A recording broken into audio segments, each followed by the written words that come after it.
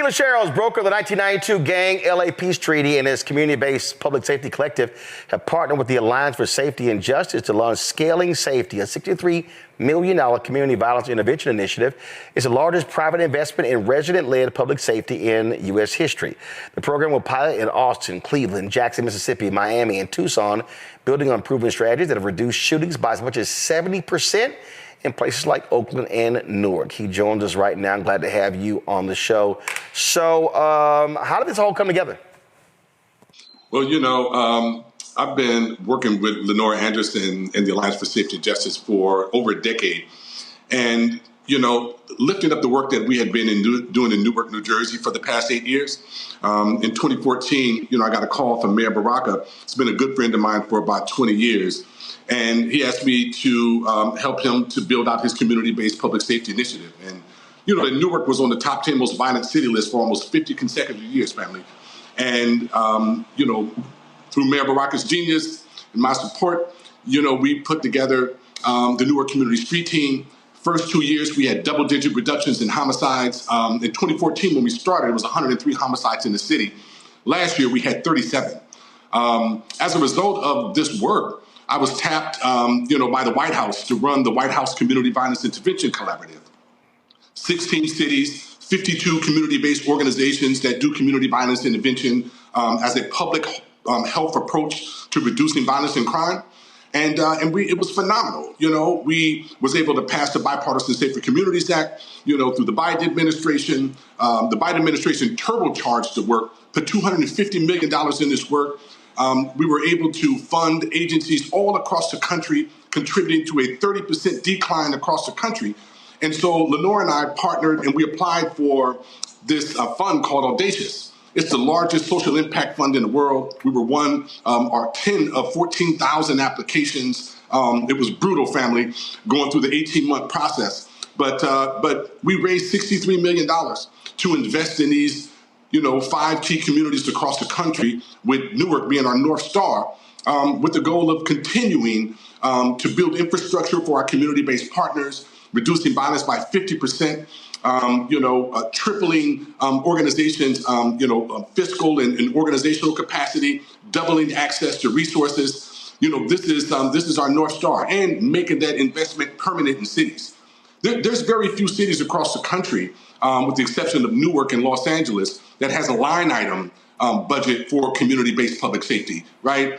We got law enforcement, policing, fire department, EMS. There should be a line item, permanent line item for community-based public safety that doesn't change when elected officials change.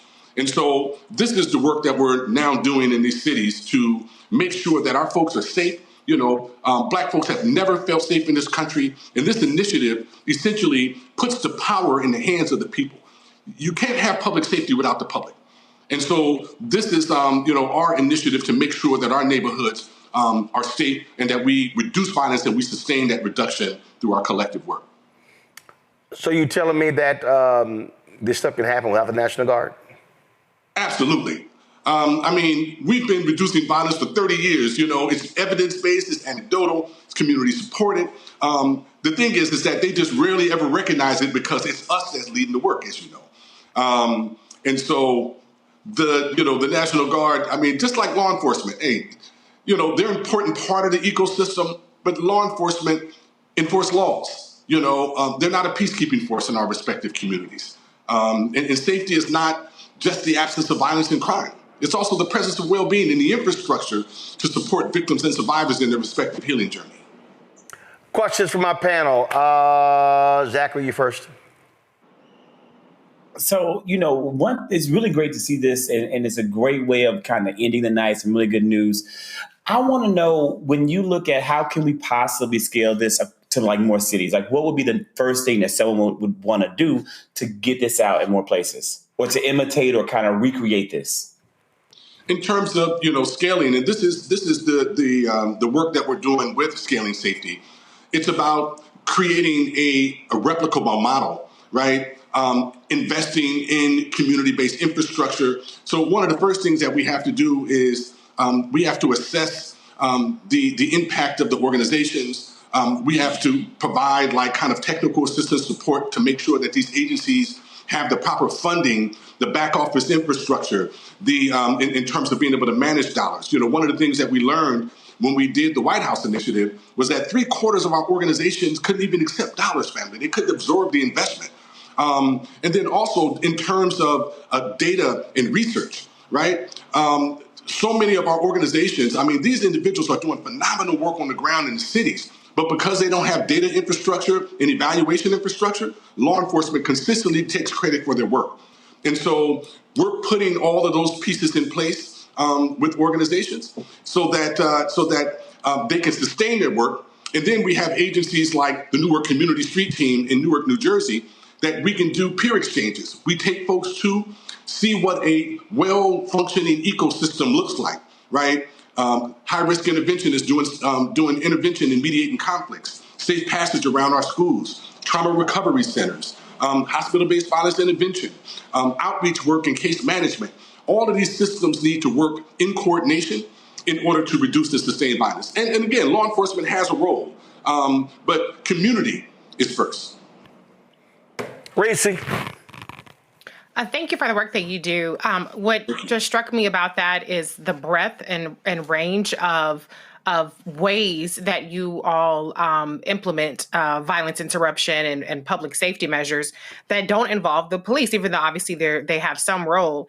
We see that people just want a one-size-fits-all and a quick fix. Can you talk a little bit about kind of the time frame that you saw changes? Because I know people are impatient when they see like this person was carjacked or this person's home was broken in. Can you give people a sense of how long does it take to start to see tangible change from these different approaches? Yes. So one of the things that we did, and I'll utilize Newark as an example, violence is not across the whole city. In the city of Newark, violence was concentrated in only about 20% of the city, in the South Ward and the West Ward. Sometimes when you tamp down the violence in the South, people move over into the West and vice versa. It goes back and forth. And so one of the things that you have to do is you have to you have to hire the residents from the neighborhood, right? You hire the local credible messengers, the ex-gang members, the ex-convicts, the ex-drug dealers, those who have real credibility in the neighborhood that used to be a part of the get down, who changed their life and they have atoned, and then, you train them. We don't put anybody out in the field who hasn't been trained. We have an organization that we work with, the Professional Community Intervention Training Institute. We train folks in conflict resolution, mediation, and de-escalation strategies. Then we deploy them in key parts of their neighborhood and ask them to utilize your relationship capital to intervene and mediate conflicts to peaceful resolve. Now, this work is difficult. You know what I'm saying? Because you're working with folks who come to this work with a tremendous amount of trauma. So you have to develop new workforce development models, that meet people where they are, and so there are systems that have to be put in place. And so we're essentially building institutions, right? Where in many cases none exists. The thing that underscores all of the violence in the neighborhood is trauma and poverty. So if you incentivize peace, if you pay individuals, right, to come to the table, to be trained and to utilize your relationship capital, and then you provide trauma recovery services to address some of those angst that sometimes prevents us from getting out of our own way to access our destiny force and our life purpose. You create a pathway that is, it's just life changing. The people in the South Ward in Newark, they own safety in their neighborhood. They own it. I was fortunate enough to be called in, by my brother, Mayor Baraka. This is what his charge was to me. He was like, I don't want you to bring the LA model. I don't want you to bring the Chicago model. He was like, I want you to build the Newark model. Every community is different and has its own nuances in culture. And so we were able to tap into that. And today, this organization that I started, 9 years ago with a modest investment from local philanthropy and the support of the mayor, today it's a multi-million-dollar agency, over 80 staff, and this November is going to have one of the first mixed method evaluation reports led by a Black organization that shows that they reduce violence and crime without law enforcement. Phenomenal. And so now we can take this research and then take it to different cities across the country and share best practices.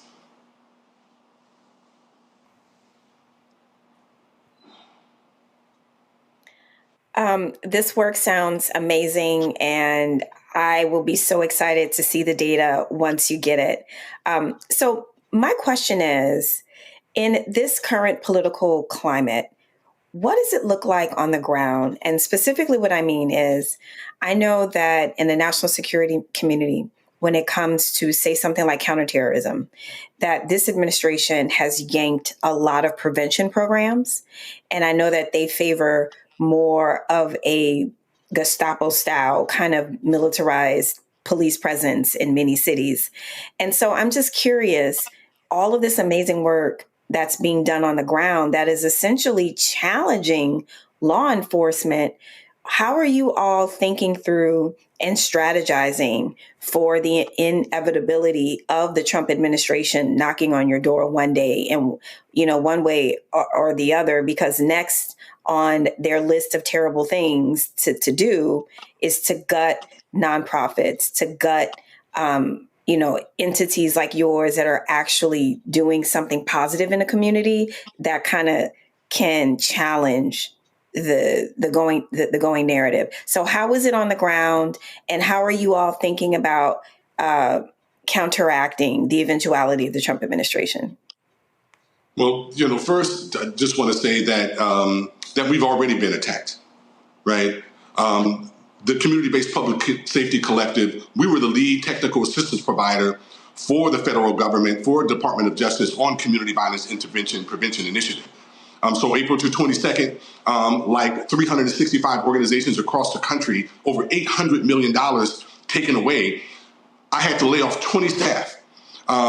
We were providing technical assistance to over 90 organizations across the country, cities, states, law enforcement, counties, and community-based organizations, some who had never implemented a community violence intervention strategy before, right? And so we're dealing with it now, right?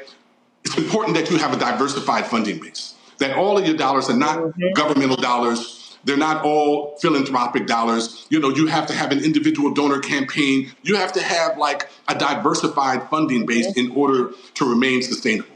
Now, we're not looking to law enforcement for solutions to safety in our community, family. They're an important part. They utilize a lot of our tax dollars. My belief is that government doesn't have any money. Government, we hire elected officials to be the custodians of our tax dollars.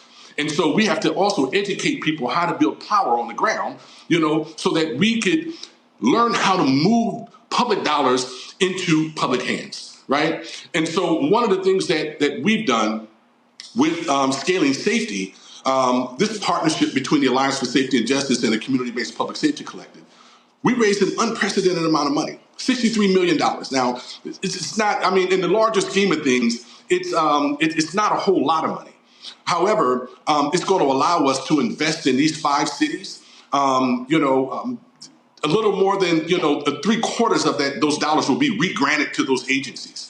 So, and it's about kind of preserving the wins, that we've already created as a part of, the Bipartisan Safer Communities Act, and some of the work that we've done through Civic. So, and then many of our philanthropies across the country has been stepping up. As I said, 365 organizations got cut. Lenore and I went to work immediately to raise capital so that we could get money to organizations during the summer, because we know that during the summertime, violence usually spikes in these neighborhoods, right? And so we raised about $850,000 from our philanthropic partners, and we re-granted, just about, 98% of those dollars in tranches of 50, 75, and 100 grand. So that we can support our partners on the ground, maintain staff, provide safe passage in the neighborhood, by putting money in the pockets of those key individuals to do that particular work. this is how we're looking at sustaining the work. So, for those folks out there who got deep pockets, you know what I'm saying? I'm like, hey, we have a local capacity building fund. We don't just move dollars to organizations arbitrarily and say, hey, do what you can do. We assess the agency. So there's a system of accountability. We develop a comprehensive training and technical assistance plan in which we tier the organizations in terms of readiness. We help to lay out activities, short range, mid range, long range goals, and we stay with these agencies, over a period of time. And so, we're really fortunate. As I said, we've been in this work for 30 plus years. Our reputation is stellar. And so, we're continuing to raise philanthropic dollars. We're working with cities and states and counties because, the feds right now are, doing all types of funny stuff with our bread. But that's temporary. The pendulum swings to the right, and then, it comes right back and swings to the left.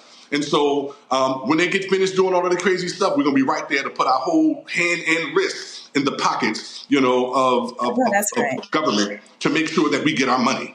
All right, Aqeela, if folks want more information, where do they go?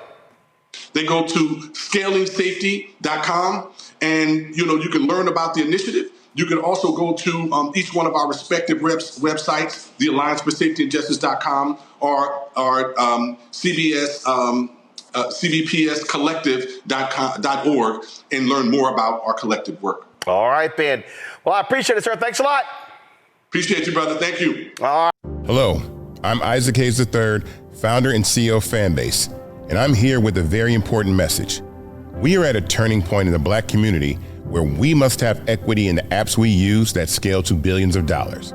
But this time, we own the infrastructure, we own the culture, and we shape the future. And Fanbase is the future. Fanbase combines the free functionality of Instagram, TikTok, and YouTube into an all-in-one platform built for the evolution of social media and monetization. With over 1.4 million users, that's real proof that we are shifting the conversation of tech ownership and equity for creators. So right now, I want you to go to startengine.com/fanbase and invest today. The minimum to invest is $399. That gets you 60 shares of stock in Fanbase at $665 a share. This marks a turning point in Black ownership of social media. If we don't take this opportunity to own social media right now, we will always be customers to our own creations. And that can't go on. So once again, go to startengine.com/fanbase and invest today. We must own the platforms where our voices live, our stories matter, and where our culture drives the world. Thank you.